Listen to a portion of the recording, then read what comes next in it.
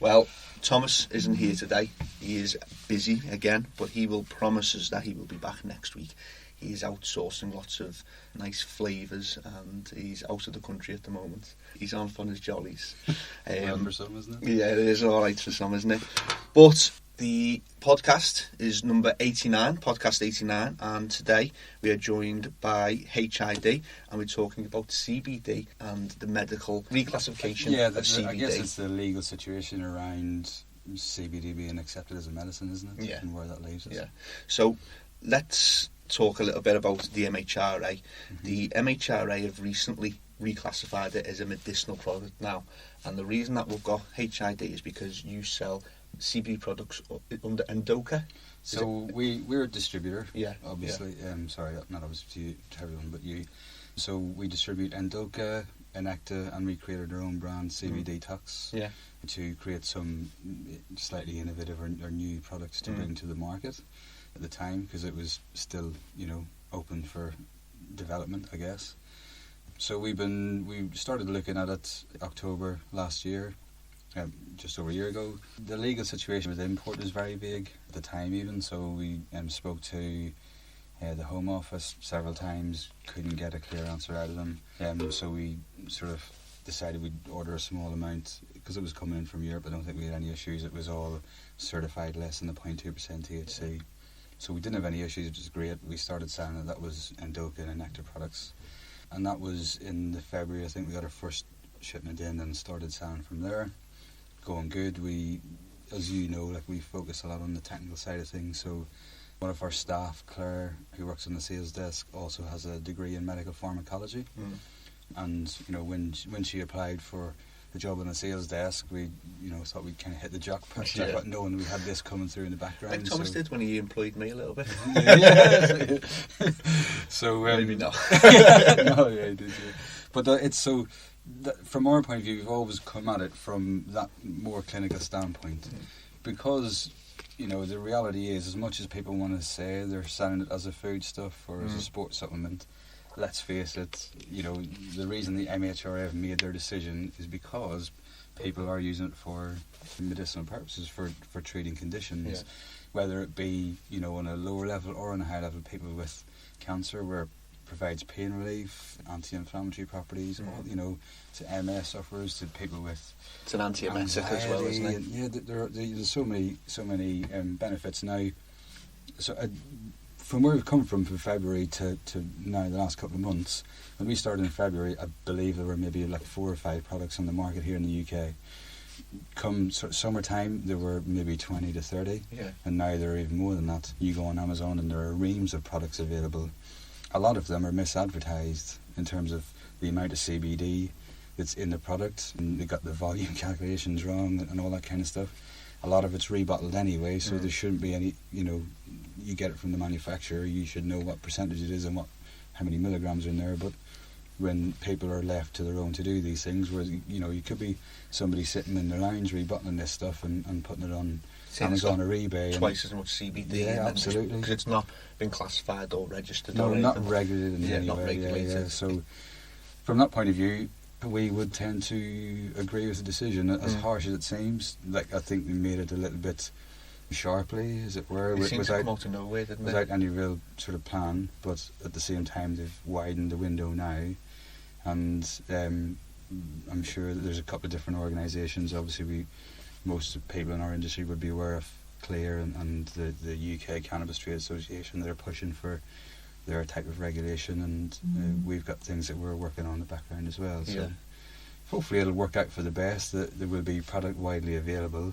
but they'll be manufactured to the right standards, and they'll be advertised in the right way, labelled properly, and that people will have good quality advice to help them in taking, getting the product that's right for them, and in the right doses and the right methods of application.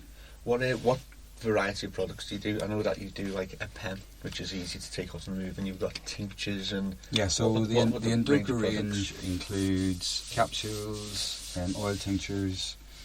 They've even gone on to develop like a shush product. They do the crystals as well, so you've got the 99% crystals. They've got, developed lip balm and all kinds of stuff. Inacta were purely the e-liquids initially. And then from a CBD tox point of view, the way we looked at it was Ndoka's suppositories was another product. The reason I mention that is because it leads us on to where we were taking our product range. So we were looking at it from the point of view of absorption. Suppositories are the highest level of absorption, 80% of all the products that straight into are the available. intestine. Yeah, basically. So it was, people are uncomfortable with that here in this country. You know, in other European countries they don't really, you know, talk about it's it, just kind of the normal thing for them, whereas here we're a little bit weird about it. You know. Suppositories. Exactly. I'm not doing that. You know, whatever. Like, it's not a test of your manhood or anything. But you know, it's like where you get people who are cancer and things like that. They're in that situation where they'll try anything, basically. So that's what kind of tends to cut to the quick. Yeah. But for other people, and in terms of the highest level of absorption, we looked at nasal. So we were in the process of developing, and we're about to manufacture a nasal spray, because that's basically on a par in terms of absorption. It'll be around 80%, similar to suppositories. So there's no one doing that. So that's something that we, all being well, if there's regulation approved, that we'll push ahead with that. But you know, that in terms of any application, is straight in the bloodstream, passing it around the whole body, and obviously quick access to the brain. So for things like anxiety, where it helps to treat that, it's right next to the brain. So and you know, lower strength product, much higher absorption, so you can get away. It's more effective, and you get out of the lower strength product. Okay. They've got a website, so if you want to have a little look at what they've classified it as, I pulled off basically what some of their quotes, and then they've said that we have come to the opinion that products containing cannabidiol, CBD, used for medical purposes are medicine. Medicinal products must have a product license, marketing authorization, before they can be legally sold, supplied or advertised in the UK, unless exempt. Licensed medicinal products have to meet safety, quality and efficacy standards to protect public health. So we were talking there before the podcast went live about those points: safety, quality and efficacy. Now, HID being a very moral company, would either have the products tested or know that where they come from. They've been tested, certified, and you sell them as are. That's it. So anyone we brought the bulk in from to make our e-liquids, for example, that we know that those companies all use organic certified materials to begin with. So name those three companies again, just for the people. Ndoka, Inacta, and those are the two that we bring in from. And then the CBD tox, that was our own branded product. CBD tox. I like that name. Sorry, no, that was Andy's. Nice one, Andy. Good name. Don't live off that though for the rest of the next few years. That was my name. So again, I think it's. Let's go back to the MHRA thing. So they've offered an opinion, and anyone who's following this and following in the Clear thing and Peter Reynolds and that, they've put some strong stuff out there about questioning the MHRA's legal authority and that kind of stuff. I know they're taking legal advice and all that kind of thing, which is all well and good, and they may be able to, there may be some loopholes and different things, but to be honest, some of the documentation I found online, as I said to you earlier, around what their actual powers are, is as far as I understand it, and the people that I've spoken to, is like if they make a decision that it's a medicine, there's very little you can do about it, and they can literally shut you down. You know, if you're doing it after that deadline, if they really want to, they can. You know, again, if they really want to, they can literally shut you down. And seize your business and investigate you for proceeds of crime and all blah. You know, they could put you out of business if they wanted to. So you have to be really careful with these things. I think it's a bit much to be kind of going out there telling people they've got no authority. They have all the authority. Well, if you go on their website, and I didn't have a chance to click on all of the links, but some of the links that were on there, they were, and I'm not going to try and guess, but they were looking at e-cigarettes, and basically they have powers over pharmaceutical companies and suppliers of e-cigarettes. I think they were looking at the amount of nicotine within them and making sure that the amount of nicotine on the labels was correct, and they can shut that shit down. Absolutely. And that's a pharmaceutical company, a multi-million-pound pharmaceutical company. So if you start thinking, anyone that's watching, they can't do this and they can't do that, these have got powers, and they're the Queen's agents. They can do what they want within obviously the miscarriages of justice and all that aside. But when it comes to medicinal products, they can do what they like within reason. So I'd say to any producers out there that are listening, be careful. Stick within, do it in the right way, which is what we're trying to do as well. So some people's arguments is that the MHRA have classified it now as medicinal, which we've all known for a very long time. There's abundance of research out there to say so. What people's arguments are that the MHRA have just done this so that their friends in government and the people that are doing Sativex, what's the company now? The GW Pharmaceuticals have done Sativex and another one. So making it medicinal, not allowing other companies around the UK, small companies, to produce it without spending thousands of pounds on licences. It puts it all into the pockets of these pharmaceutical companies. But again, we were having a chat before, and it's probably going to be... I think it is beneficial in the long run. In the short term, possibly not so beneficial for the people that need the CBD now that they've been getting from yourselves, because you're going to have to go through a whole process, aren't you? Well, it depends on how they play it from here. Effectively, I think they made the right decision. I think to give people a short window to... It was almost like a short, sharp shock, I think, in terms of getting people to stop what they were doing. So maybe it was effective. Because he put a really early deadline on it. It was literally give you 30 days. 1st November or something. It was 30 days from the date they wrote the letter to those certain companies. So, it was effective in that respect. They've obviously widened the deadline now. They've had some pressure, I believe, from people in Parliament and other groups. That's had the desired effect the other way. But I think they've left themselves enough of a window to be able to decide, take the time to think it through and decide what's the best structure for this, what's the best way to take it forward. So, we'll see, as I said before, the UK Cannabis Trade Association have been posted. They've had a meeting with the MHRA, so they're obviously open to talking to groups about potential regulatory structures which will enable people to have access to the product. So that's good, and it shows willing on their part, which is great. And I know, as I mentioned to you before, that we are working on our own group in the background, so we're starting the European Cannabinoid Therapy Association, which is European-wide, involving myself and 7 or 8 other people from around Europe, like high-level people within the industry, coming from a scientific background with research and a lot of knowledge on the phytochemical balance in the plant, how to produce it, how to control all of that, and then the interaction with the body, the physiological processes in the body, and how to apply it. So between that group of people, I think there's enough knowledge there to be able to put a really good structure together, not just for regulation of companies selling products, but also for education. I think that's the key thing for us in the group, is education. Because as I said to you before, it's one thing going, yes, it should be available. Don't take it away from people. I agree with that. You shouldn't just unjustly take something that's currently free and perfectly natural and organic away from people. However, the people that are then selling that product should have the appropriate knowledge to do so. I don't think you can justify selling it as a foodstuff, personally, because as a food supplement, because it's obvious they've made the decision based on the fact that everyone's using it to treat these conditions on whatever level. Now, a low strength, something widely available, that might be fine, but I still think there should be someone in every business. The reason we hired, not the reason we hired Claire, but the benefit for us of having Claire is that she has that background.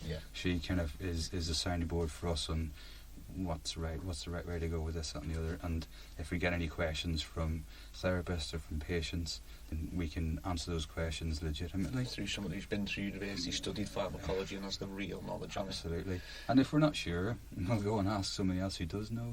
That's the thing. I think to just have a website just selling the stuff, to anyone and everyone, you can say a low strength might be fine for it to be widely available, but take children, for example. If someone's trying to treat their child and they just have a crack with a low strength, it might impact on another medicine that the child's taking for that condition, and you don't what ramifications that will have. So this is where education is absolutely crucial. Well, the 2 points that I want to pick up on, and for people that are still a little bit not confused but angry about the reclassification. Firstly, let's give you examples, would you want a member of your family or one of your good friends that's suffering from A, B, C, D, whatever it is that CBD is effective at treating, would you want to then go out and spend hundreds of pounds on something that you don't 100% know is effective? So it says it has a certain ratio of CBD, active compounds within the oil, or whatever way you're taking it, and actually you'd find out that it doesn't have anywhere close to that.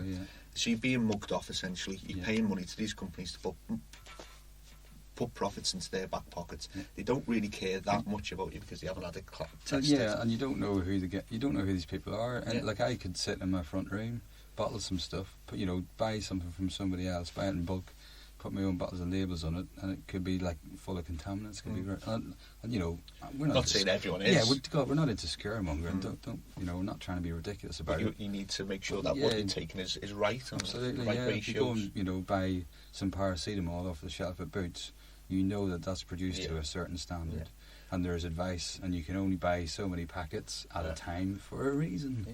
Because it's still, even though it's widely available, it's still a dangerous substance. The second part was, as you said before, the interactions. So, because probably the majority of people watching this know that CBD works. If you don't, there's plenty of research on Google Scholar, academic research. It works for a reason. It's not placebo. It works for a very good reason. And because it works, it means it's going to be interacting with the body. Now, you mentioned before that people that are suffering from any ailments that they take for this, they've probably already taken other things to help it out. And now, we're not going to get into the big biology of it all, but CBD and the liver and any drugs that you take can interact in the liver. So. Yeah, I think we can do it very briefly. Yeah. So within the liver, it's called the first pass system. When you ingest something, it goes through the liver, whatever else. There's an enzyme in there called the CP450 enzyme. You can research that if you want. But tests have shown that CBD is prioritised by that enzyme.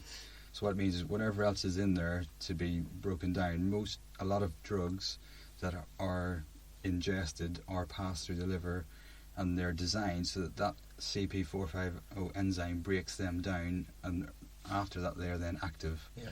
So because that enzyme prioritises CBD, if you're taking another medication, it means that the breakdown is inhibited, therefore it's not having the effect it should do. That's not, as I said before, not always necessarily a bad thing. Things like MS or epilepsy, etc. CBD is more effective anyway, it seems, in some cases. Yeah. This is the grey area we're in. So, but you have to be careful in terms of, this is the concern for me over just like having stuff available widely. Even at like what's low, 3%. There are 3% products that we sell from Madoka, which I would say are fairly harmless. But that's even. We had one of our members of staff, one of their parents has, problems with the joints. Rheumatoid arthritis. That's it, yeah. And just the 3% capsules taken them made a world of difference. So, but that shows you the level it can have, the different level of effect it can have in a full-grown human to basically, whether it's the pain relief or whether it affects the actual action of the joints. Rheumatoid arthritis, it's an inflammatory disease within the joints, isn't it? So it's anti-inflammatory of CBD. Yeah, so this is where, and it affects everyone differently. So even it's for a 3% product to have that much of an effect on a grown human, not just a child. Like it shows you that even at that level, it's still fairly potent in its effect. Yeah. But that's a good thing. But we need to just that's think. Good for an adult, but maybe not great for a child. So this is what I mean. It's like low strength. What's low strength? You might think 3% is low strength, but in certain things, it's like enough to have that much of an impact on a grown human being. Therefore, we have to be really careful about what we classify as low strength. And the other thing is, every human's different. Our chemical balance is different. Went to a global medical chemist summit in Dublin back in September, and Professor Mike Barnes sort of gave a little bit of a talk on the peer-reviewed study that he released recently. And one of the points he made was that the difficult thing is, for some people, THC is better for pain relief, and CBD does nothing. Yeah. For some people, CBD gives them pain relief, THC does nothing. That shows you the difficulty of this situation with developing cannabinoid therapies in the wider scope of things. Talking about THC, the podcast is on about CBD. The reason it's been reclassified as medicinal is because of everything that it does. So I pulled up some of the medicinal properties of CBD. These aren't, I wouldn't say these aren't 100% proven. These are just what people, anecdotally, these are what people have seen. Yeah. But when I say anecdotally, a lot of people have seen this. You only have to go onto Netflix or the documentaries that you can find on Sky and Virgin Media. You can see kids of 4 or 5, reduced seizures gone from 300 a day to 1 a day. This stuff works. Just on that as well, a lot of these things, you go on line, do your research, you will find that there are studies supporting the evidence. There's studies on mice or, you know, animals closely related in their DNA structure to us and similar physiological mechanisms. So that's how it works. You do the tests on the animals, and then you got to do human efficacy trials, which the GW Pharmaceuticals have been doing on their Epidiolex, which is a CBD-based product. So these benefits have, most of these, I think we probably find, have been proven in animals similar to us. They just haven't been clinically proven. Which is what it needs to get to market, essentially, doesn't it? So some of the things are an antiemetic, which reduces vomiting and nausea. People who have been taking it, people going through chemotherapy, obviously it reduces the appetite. Just briefly on that, like, this is where the whole thing becomes really interesting with things like cancer, for example, where people are trying to recover from that. Chemotherapy is effective. People don't know that's effectively killing you. And running your system right down, and then they bring you back and hope that the cancer died. That's before you did. That's effectively what chemo is. It's kind of crazy. Non-targeted. Cell destruction, isn't it? Mental, really. But the point being, because your body's under that much stress, most people, obviously, you see people on chemo lose their hair, the body weight drops dramatically, and the fact that your body is so run down means that you really struggle to recover. So when the chemo finishes and you're coming back from that, your body's not strong enough to fight as well. Any small coughs, colds, anything hits you like a hammer, doesn't it? So that's where CBD can have a benefit in terms of reducing the nausea, increasing appetite. You know, and just like helping people recover from the chemo, put them in a position, putting their body in a position to be strong enough to fight. That's nutrition's a massive thing for human health. That's what I did my masters in. I know the importance of good quality food. Chemotherapy, I'm pretty certain that it has an impact on an area of the brain that suppresses ghrelin, which is a hormone for appetite. That's why you don't feel like eating. Because it's an antiemetic with CBD, reduces nausea, and it stimulates ghrelin within the body, the hormone for making you hungry. So you eat more, so your immune system goes up. And if you're eating good healthy food, not this McDonald's and Burger King shit, but if you're eating good healthy food, that by itself can have a massive world difference. Exactly. Interesting thing, I was watching some videos a while back about what's it like, mitochondrial activity and cell energy, and how, you know, with a lot of cancers there's an association with lower cell energy and anaerobic respiration, and cancer cells thrive in that. So it's almost like, you know, you need to create that high level energy, and without the proper nutrition and all that, it's not going to happen. So. I have to say this as well. And when we talk about proper nutrition, please don't be duped into people often associate taking CBD with an alkaline diet, because a cancer can't form in a cancer can't survive in an acidic environment. I just have to say that any food that you eat has absolutely no impact on the blood pH, absolutely no impact whatsoever. If it did, the body is really good at maintaining body pH between 7.3 and 7.34. If it fluctuates above or below that, it's really bad news. So the food that you eat has no impact on blood pH. Where it stems from with the alkaline diet is that typically alkaline foods tend to be your fruits, your vegetables, your whole grains, your nuts and your seeds. Acidic foods tend to be your red meats, the carbohydrates, basically McDonald's and chocolates and highly processed foods. So in a sense, alkaline foods, yes, but without going out and buying a book, all it means is eat good food, fruit and veg, healthy oils, grains, seeds, fish. It's not rocket science at the end of the day. Just eat healthy food. From some of the stuff I've, again, similar video, is like oxidation is key, exercise is massive.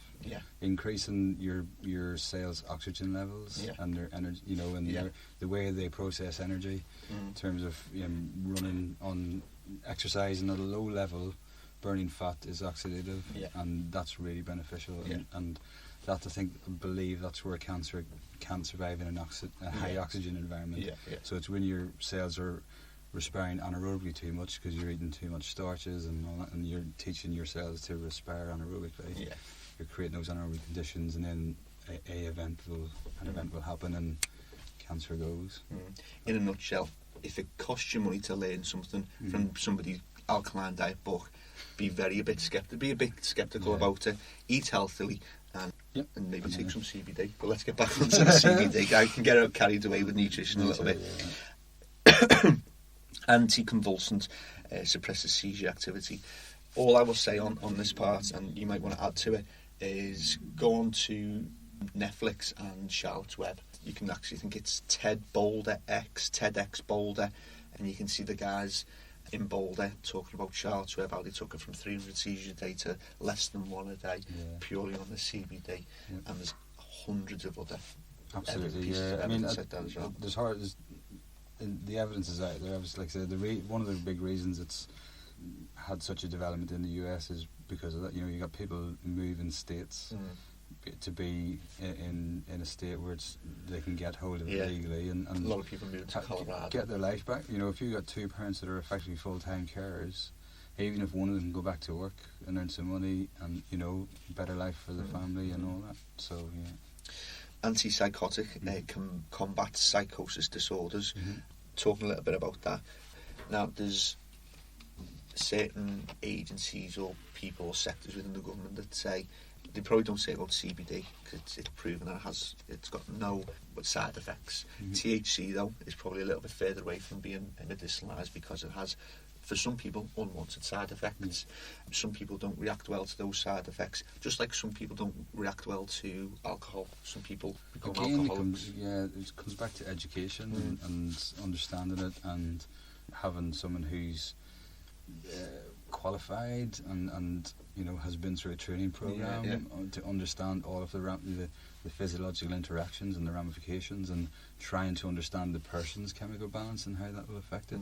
That's the key. It takes a lot of science and investigation to get to the bottom of. Anti-inflammatory.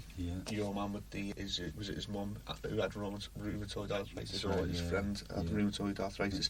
Anti-inflammatory. And again, you've probably seen, if you're into the UFC, you may have seen Nate Diaz with a CBD pen. Absolutely, massive for the. That was from our point of view. That was the reason we went with CBD detox, is from that point of view, detoxing after an event really, and we're looking at the sporting market if possible, because it has huge benefits. You look at, I don't know, you've got stuff on the list there, but the way it can help and repair the neurons in the brain, can improve hand-eye coordination, and sleep patterns, and anti-stress. So we've got a high-level athlete that's flying halfway across Europe and back on a Wednesday night. Everywhere. Well, or even from a football point of view, if you got a Europe Champions League game on a Wednesday night or Europa League on a Thursday, you're flying to East, Russia basically, and then it's a long flight. You're back. It's a lot of stress on the body. And then you gotta, they've got to have a sleep, and you're gonna up train. Then you gotta get your sleep in the middle of the day and train again. It's almost like there's a lot of pressure, and then you come into the game night, people aren't going to be able to sleep the night before a match. There are huge potential benefits there for athletes at that level. Yeah, and I think, again, I'm probably preaching to the choir for people that are watching this. But CBD, we have endogenous cannabinoids. We produce them naturally in the body. We have CB1, CB2 receptors, and a whole host of other things within the body. And essentially we're just improving, we're adding to it. It's like it may even become one day a part of nutrition, a part of your diet, increase your CBD. So there's just on that, the CB receptors aren't necessarily in every cell in your body. They tend to be in your inner brain, the nervous system, and your major organs.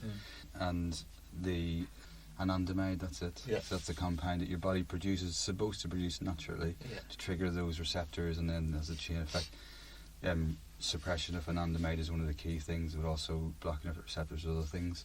The CBD doesn't necessarily interact with, say, the CB1 receptor, and doesn't always necessarily react with the CB2 receptor, but it helps to improve anandamide production, I believe. And all that. And then, some of the research we've done recently, and it's pretty big actually, if you consider this. So adenine, which is a compound in the energy molecule, adenine, guanine, cytosine. It's basically building block, but it's adenine triphosphate. So you get the adenine cycle, or the Krebs cycle. ATP. It comes out of the, and there's a receptor involved in that process. Now there are also 4 other adenine receptors. You can search all this on the cell, and they're in most cells in the body.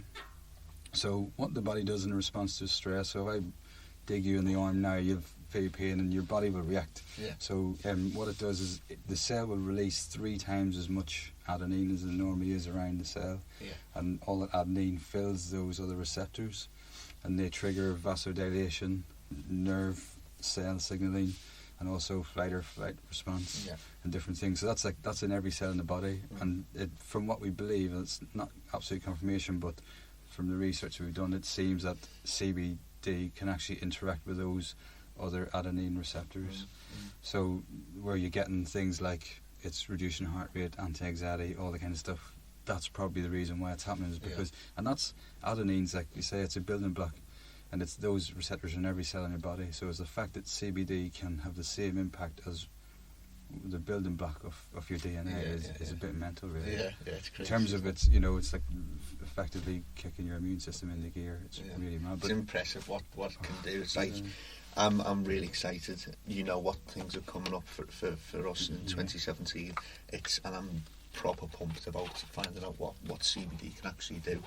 That's it. I think there's 3 more things. Antioxidants combats neurodegenerative disorders. I'm really interested to see what impact it can have on Alzheimer's. Alzheimer's, a build up a plaque in the brain and distorts memory and obviously memory loss. Anti-tumour, anti-cancer, combats tumour and cancer cells, and an antidepressants as well for anxiety and depression disorders. It's like, and you know what? They're probably just not. That's not everything that it can do either. It's a whole myriad of things, like I said, sleep patterns and things you can. For my input, we're talking earlier about different chemical balance, how it affects people differently. Give an example. So, if I got the high strength capsules because I'm busy working. Do a lot of hours in the evening and stuff like that. So occasionally I'll take a capsule before I go to bed. I sleep absolutely flat out. We've got a 1-year-old and he's up 2 or 3 times a night. And my wife's like, you didn't wake up slept through it like a log, but I wake up feeling good because I've had a really solid sleep. But it's not good, she's had no symptoms. Even when you're not taking the tablets, you're like, oh, you know what, I didn't need it because I had one of them CBD capsules, didn't I? Sorry about that. So that's how it affects me. Now my colleague, he takes it and he feels uplifted from it, but that doesn't make me feel like that. So that's just in terms of the benefits that it brings. It makes me sleep like an absolute log. It's great, and I wake up feeling really refreshed. Whereas other people, it makes them like they can have it first thing in the morning. They feel good for the day.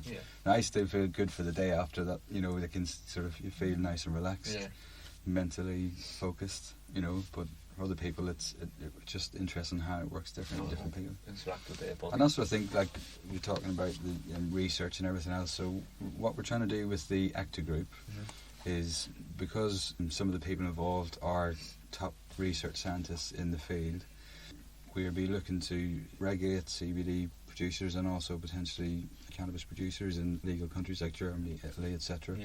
And these guys are involved in writing the legislation for these countries right now, Germany and Italy and Czech. Croatia, I think, has already got their processes in place. These guys are implementing next year, and the people involved with the ACTA group are writing the legislation around quality control and education around cannabinoid and therapies, etc. So the aim for us is to, our time will be funded by the revenue from certification and education programs, etc. But excess funding can go towards research and independent research. That's sort of, rather than relying on the likes of GW Pharmaceuticals, and not that I have anything to say about those, I wouldn't badmouth anybody else, but they have a bad link, don't they? If it's funded by pharmaceutical companies, big pharma, so because they want to get something, it's tied up for them basically, and they can, in the US, for example, as an example, the Epidiolex, where it's, I believe they've just secured orphan drug status in the US for Epidiolex as a CBD product.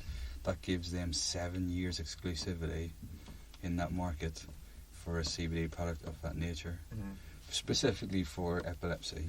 But at the same time, it's like, so it's not ideal. If it was open, there's going to be a lot more research. Independent research where it's, at the end of the day, it's there, it's proven. If we can do trials not linked to a specific product, but it's linked to the compound, and then it's companies can, it sort of shortcuts all messing around, really. That's the goal. Yeah.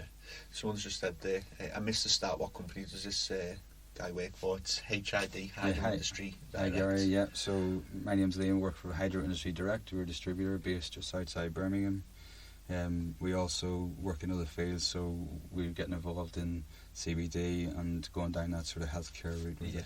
Yeah. Just the last thing on the MHRA. So there was an update on the 1st of November, so people have got other companies that maybe sell CBD. You've essentially got till the end of this year, end of December to stop selling it, essentially. And they've said, while MHRA has given its opinion that products containing cannabidiol used for medicinal purposes are medicines, we have also carefully considered the needs of individuals using CBD products to treat or manage the symptoms of medical conditions, hence the extension. Yeah. Our primary concern is patient safety. In order to ensure that products remain available until individuals have the opportunity to discuss their treatment with their doctor, companies now have until the 31st of December to voluntarily operate within the law by withdrawing their existing products from the market or working with the MHRA to satisfy the legal requirements of the Human Medicines Regulations 2012. And they say they've written to the manufacturers to aware them of this, and it is vital that medicines meet safety, quality and efficacy standards to protect public health. They said prevent public health. I'll be the opposite of what they want. So I can understand where people are coming from. MHRA, government body. Yeah, taking something off the market. Yeah, because the small man's profits, and let's give it to the big pharmaceutical companies. I think let's be fair, if people had been doing it right, this wouldn't happen. I think, as Andy said, that's what got us the charlatans. Yeah, from number of charlatans selling CBD, that was well below purported CBD percentage. Unfortunately, with any new market like that, where it is unregulated, you're going to get people. It's like working hydroponics. You get people try opening a shop because they think it's easy, and they think they've been using products for a number of years. They think, oh, I can do this. I know what I'm doing. And they don't understand the money that it takes to get stocked up, the running the premises, etc., keeping your customers happy, etc., etc.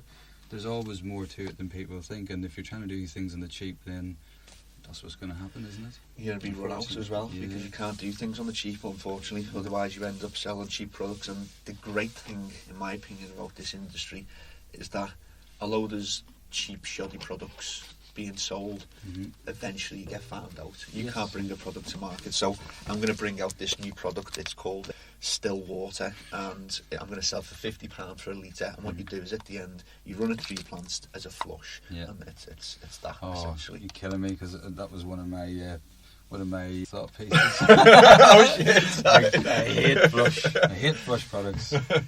Just run water through them. Get out of here. Yeah, you're not a fan of them. No. I mean, genuinely, because I used to work for another company in the industry, and they make their own nutrients as well. And I know that I've spoken to people who make nutrients and have tested the efficacy of the nutrients, and flush doesn't make a damn bit of difference. Could be one of the tests that we do in our lab. I mean, I'm absolutely happy to hear from anyone out there who has seen a big difference from using a flush product. I'd love to hear it from you. Okay. You're making the cogs away now, and how we can figure out whether these flush products work or not. Nah, I mean, look, I'm more than happy to be wrong always. That's the way I work, I don't mind. But as far as I'm aware, I've been told it's been proper testing, and don't make a dime bit of difference. So, well, what I would have thought about them is that it's, instead of going from having nutrition to completely not having nutrition, maybe a little bit stressful for the plant. So having maybe something that's humic and fulvics in there just for the first couple of days, just to let the plant know it's at the end of its life, and don't stress, you're going to reproduce. I suppose to a degree, you can put things in there, but then humics and fulvics are more for transport into the plant. I think if you're looking at, maybe vitamin C type products, something that's going to help convert oil conversion and generation, that kind of thing, I can understand. Okay.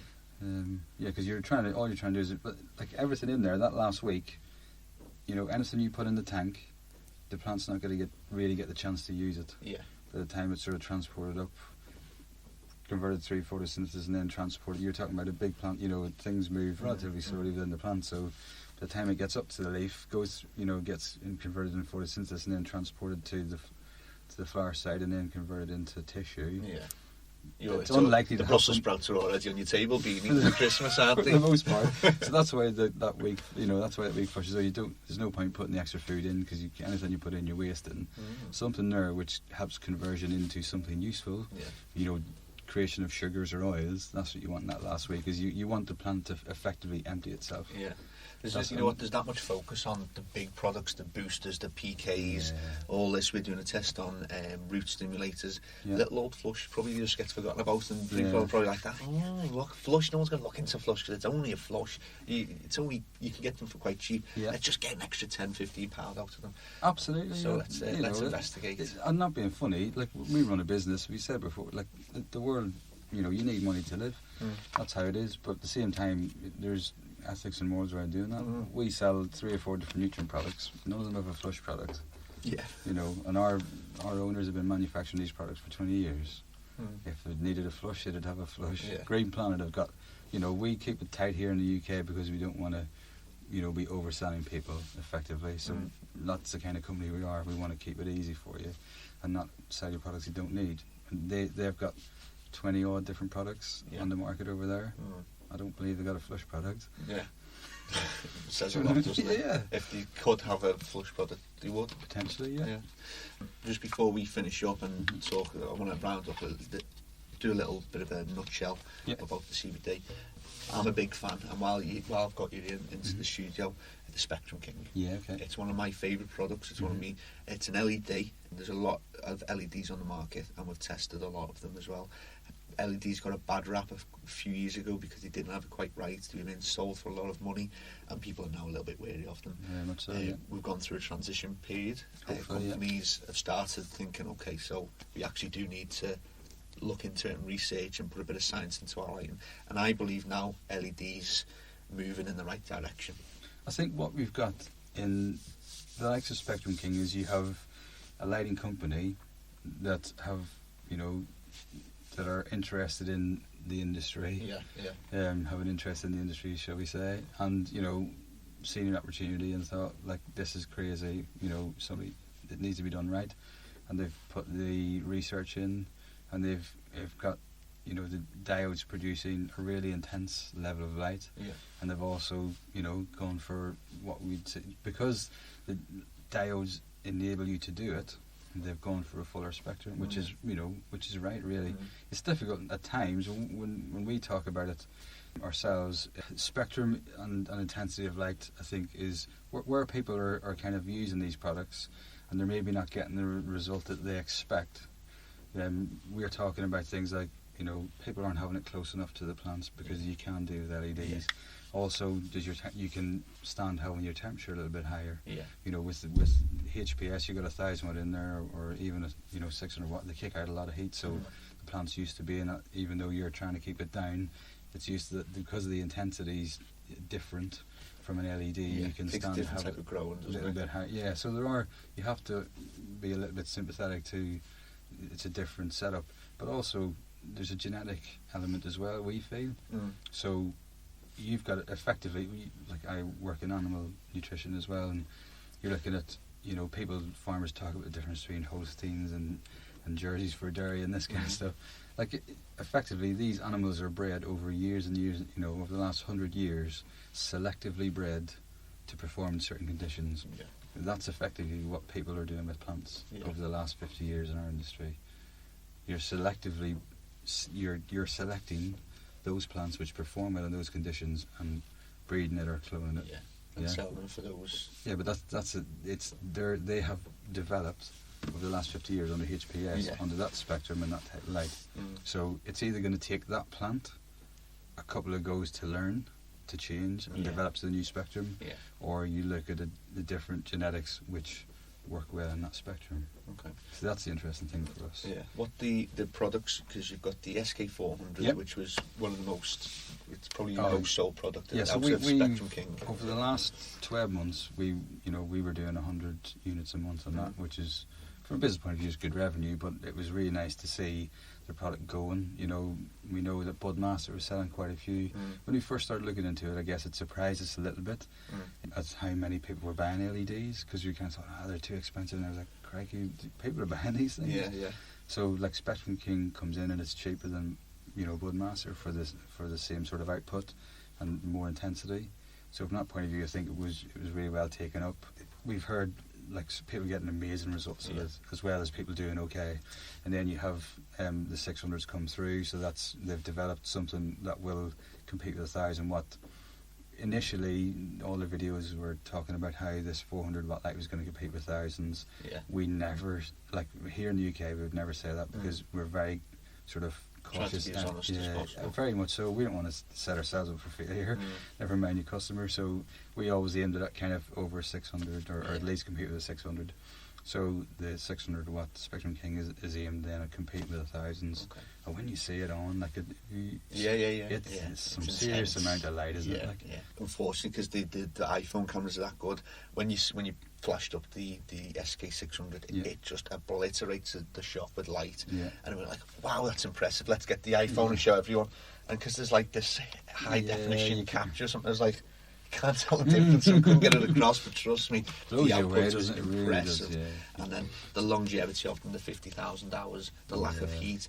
You can understand why people are. The warranties. What is it? 3 year. Spectrum King's manufacturer's warranty. Yeah, it is, we give a 1 year warranty anyway as well. It's easy to see why they're doing well. And now you've got the mother. So they've gone down the smaller end as well. So they're 100 watt unit, and there are two versions. So there's a Mother's Little Helper, and then there's a closet case. Yeah. So Mother's Little Helper is designed as a mother night effectively, and then closet case is more kind of a full spectrum grow. Yeah. So you can have that in a, you've got your little 800 height or whatever, small tents closets. Yeah. So that's more of a full spectrum, whereas the Mother's Helper is designed for sort of propping and early veg and mother plants. But the same quality, the same standards. When you see the unit, like it's lightweight, but it's absolutely solid. Yeah. When really you know, you know. Yeah, absolutely. I mean, the interesting thing in terms of the jump that Spectrum King I think made in terms of the intensity is looking at the actual chip, the board that the diode's mounted on, and there's a lot of inefficiencies in that. So as we know, like air inhibits electrical flow, so you're trying to transport that through the board, any air around there, so it's like a honeycomb structure. Yeah. So they really improved the density of the board, and that's why they're getting much higher conversion of electricity through to the diode. More efficient, basically, light essentially, isn't it? Yeah. But it's very, very powerful. It's got our rating as well anyway, because I wouldn't have brought it up. I appreciate it. Our rating, it's got our approval, because I wouldn't have brought it up if we didn't like it. Well, no, it's been, the thing is, from any customers out there listening, you got the confidence that you guys, we know you have it tested properly. You got a guy, and the interesting thing for us is the guy has been testing it. He knows LEDs. He's been used many of them. So he, talking earlier about going through this process of learning to grow a bit more with LEDs, he's done all that, and he's absolutely loves them to bits, doesn't he? So I can only see LEDs improving. They're only going to come down in price as well. It's not like they're going to go up in price because as the technology becomes more widely available, I imagine the costs should come down, make it more accessible for people. Yeah, it absolutely should do. I mean, it's economies of scale with everything. Yeah. And we were talking earlier about people buying cheap lights and cheap products. That doesn't have the market, Chip shops. But then it's without being funny, like, we don't want to slag off customers, but they're the ones that are. Some of them are tied by a budget, and that's all well and good. Yeah. But some of them have been doing this for a long period of time and got money and could be buying better products and don't. Yeah. So, in a way, you're kind of driving the market yourselves. Ultimately, any market is decided, driven by the consumer. I mean, you realise you have that power. Like I myself and my wife made it just, a few years ago. Kind of like, I'm here hawking all this expensive stuff and telling people they need it high quality, and when I go and buy a piece of furniture, I'm as tight as a dog backside. It's like, you need, stop buying stuff that's going to last 2 years, buy something that's going to last 20 years. Yeah. So that's, a few years ago I kind of made that. I was like, practice what you preach. Absolutely, I practice what you preach. So I don't want to be a hypocrite. Yeah. When I'm sort of buying stuff, I try and buy quality as well. So, and I understand that I make the conscious decision to do that because, you know, when you, like, I guess, look on the other side. There was a story a number of years ago about, like, Marks and Spencer's. Effectively, the clothes were exactly the same as the. Do you know what I mean? It was just a different label on them, made from the same factory, similar quality materials, but Marks and Spencer's were just ripping the backside out of it, basically. So that's, I guess, from my point of view, I was going, well, you know, got to be careful. Yeah, in terms of, you know, there's no point rewarding Marks and Spencer's for buying cheap stuff from a cheap factory, putting a flashy brand on it. Yeah. But at the same time, I think with things like Spectrum King, with Hyperfan, the value in the product is clear to see. So you've got to, as the grower, as a shop owner, you've got to do your due diligence. Yeah. Listen to the podcast, because we try to be we are unbiased, and we're trying to be as ruthless as we can for bad products, and as informative and as promotional as we are for good products. But don't just listen to us, listen to what we're saying, make it trigger something in your mind, and go off and do the proper research. Have a look at 1, 2, 3, 4 forums. Don't just take one person's comment. Absolutely. It's like anything you do research, you have to take a balanced view on everything, and you can look at people's motives for things, and you know, you can get sort of wound up in all of that as well. But at the end of the day, you got to take as much evidence as you can and make it the right decision. Find that balance in between. It's like, you know, to some degree, Amazon have a rating system for a reason. Yeah. Do you know what I mean? Like if somebody's rating is 2 and another guy's rating's 5, and he sold 1,000 and he sold 20, you know, and the guy that sold 1,000 has got a 5-star rating, there's a reason. You know what I mean? So we don't have that system in the industry. Difficult to do it, but at the same time, you've got to try and something that we can wait for. But yeah, you need to just do your own research and find, you know, don't get wound up by and sort of pulled off by people slagging this, that, and the other off. You know, I always find if people go too aggressive on abusing a product, there's a reason behind it. A bit of an agenda. You like when I give feedback on something, I'm trying to make it sort of clean cut and non-emotional, because it should be factual at the end of the day. Right, let's round off CBD. Okay. MHRA reclassified it as a medicinal product. It's not going to be great for people that need it straight away, but in the long run, and I think it is beneficial. Yeah, they've made the decision for the right reason, and I think there's a fair chance that they'll put some kind of system in place, you know, in the next few months, I would imagine, because the pressure they're getting, they understand that people need access to the product, and for a variety of different reasons, and it's going to be years before even big pharmaceutical companies can do the efficacy trials to get products authorised for all the different myriad of things that it treats, you know. So I think they understand they need to do something, and there's, you know, a couple of different options there in terms of the groups that are available they're looking to provide regulation, so I'm sure they'll put something in place. So essentially, it is beneficial. You know what you're getting. Any interactions have been looked at. So when you end up spending your money on a CBD product, you can be pretty much rest assured it's going to have something else. Probably, you know, it's going to maybe drag it on a bit longer, but it's something actually that I was thinking about when all of this sort of came out. Is that so we sell Indoka, and it's an expensive product, and to be fair, probably too expensive. I think they are being a bit greedy, but regardless of that, quality products cost money. I know we were just talking about quality and all the rest of it. Something that people maybe need to think about is the fact that if you want a product that is of that quality and consistency, that it's effectively a medicinal type grade product without being registered as such, that's going to cost money. Now, if you go and you get a prescription from your doctor in this country, you have no idea what the true cost of that drug is. You know, the guys are living in the US definitely do. Cause they get it exactly. They got to pay for it. So from our point of view here, we're kind of like, we have no idea. I personally, I'm on an inhaler and a nasal spray at the minute for my snoring and stuff. It's like, I've no idea. I pay like whatever it is, £8, and it lasts me a couple of months. So it's like 16 quid every 2 months. But for all I know, that could be 100 quid. I've literally no idea what that costs. And I don't know if there's any way to find out. I've no idea. So just a perspective on the cost of CBD products as well. So the reason we sell those products is because they're certified and are of that quality. That comes at an element of a price. There are products out there that are like, you know, people selling 10% products at 50 quid for 100 mil. It's like, it's not worth. How do you even do that? So it calls into question the quality behind the product, and if you can do it that cheap, maybe that's what the price should be. But it seems strange that other people, you know, the market level is kind of here and that's right down here. It's very strange. It'll even itself out once all it should do. Through, But it's just a different that perspective of we don't know what our drugs like with medicinal products cost. We have no idea what that is. So. Well, I've really enjoyed that conversation with you today. It's been brilliant. I would like to say that HID, we had a conversation for about half an hour before we came live and on the podcast, and we haven't discussed absolutely everything that we talked about, but please be rest assured that HID have got the right framework in place. Definitely you're doing the right things for the legalisation and getting proper quality products out there. So you've got my back, and I really respect what you're doing as well. So thank you very much. Your social media, you've got to talk about your social media. If people want to find out more, where did they go?